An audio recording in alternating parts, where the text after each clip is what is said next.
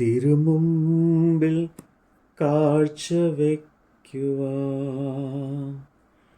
എൻ്റെ സ്നേഹം മാത്രമേയുള്ളൂ. തിരുമുമ്പിൽ ഭാഗമാകുവാൻ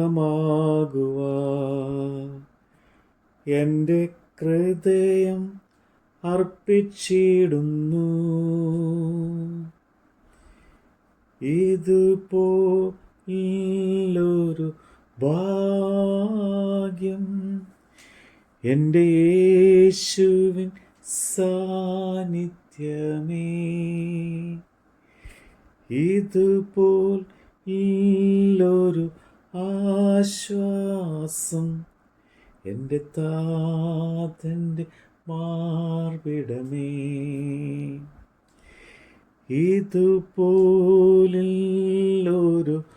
ഭാഗ്യം എൻ്റെ യേശുവിൻ സാന്നിധ്യമേ.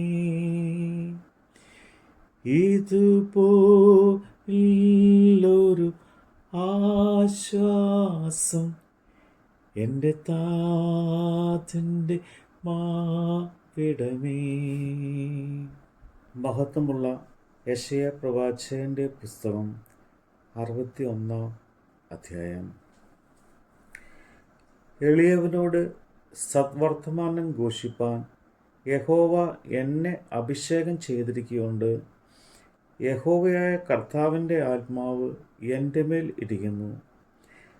ഹൃദയം തകർന്നവരെ മുറികെട്ടുവാനും തടവുകാർക്ക് വിടുതലും ബന്ധന്മാർക്ക് സ്വാതന്ത്ര്യവും അറിയിപ്പാനും യഹോവയുടെ പ്രസാദ വർഷവും നമ്മുടെ ദൈവത്തിൻ്റെ പ്രതികാര ദിവസവും പ്രസിദ്ധമാക്കുവാനും ദുഃഖിതന്മാരൊക്കെയും ആശ്വസിപ്പാനും സിയോനിലെ ദുഃഖിതന്മാർക്ക് വെണ്ണീറിന് പകരം അലങ്കാരമാലയും ദുഃഖത്തിന് പകരം ആനന്ദതൈലവും വിഷ്ണു മനസ്സിന് പകരം സ്തുതി എന്ന മേലാടയും കൊടുപ്പാനും അവൻ എന്നെ അയച്ചിരിക്കുന്നു. അവൻ മഹത്വീകരിക്കപ്പെടേണ്ടതിന് അവർക്ക് നീതി വൃക്ഷങ്ങൾ എന്നും യഹോവയുടെ നടുതല എന്നും പേരാകും. അവർ പുരാതന ശൂന്യങ്ങളെ പണിയുകയും പൂർവന്മാരുടെ നിർജ്ജന സ്ഥലങ്ങളെ നന്നാക്കുകയും തലമുറ തലമുറയായി നിർജ്ജനമായിരിക്കുന്ന ശൂന്യനഗരങ്ങളെ കേടുപോക്കുകയും ചെയ്യും. അന്യജാതിക്കാർ നിന്ന് നിങ്ങളുടെ ആട്ടിൻകൂട്ടങ്ങളെ മേയിക്കും. പരദേശക്കാർ നിങ്ങൾക്ക് ഉഴുവുകാരും മുന്തിരിത്തോട്ടക്കാരും ആയിരിക്കും. നിങ്ങളോ യഹോവയുടെ പുരോഹിതന്മാർ എന്ന് വിളിക്കപ്പെടും.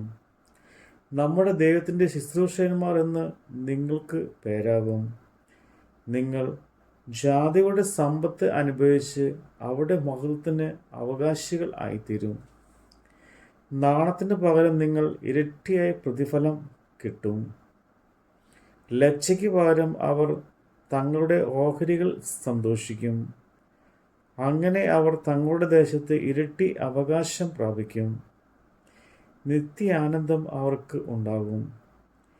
യഹോവയായ ഞാൻ ന്യായത്തെ ഇഷ്ടപ്പെടുകയും അന്യായത്തെ കവർച്ചയെ വെറുക്കുകയും ചെയ്യുന്നു.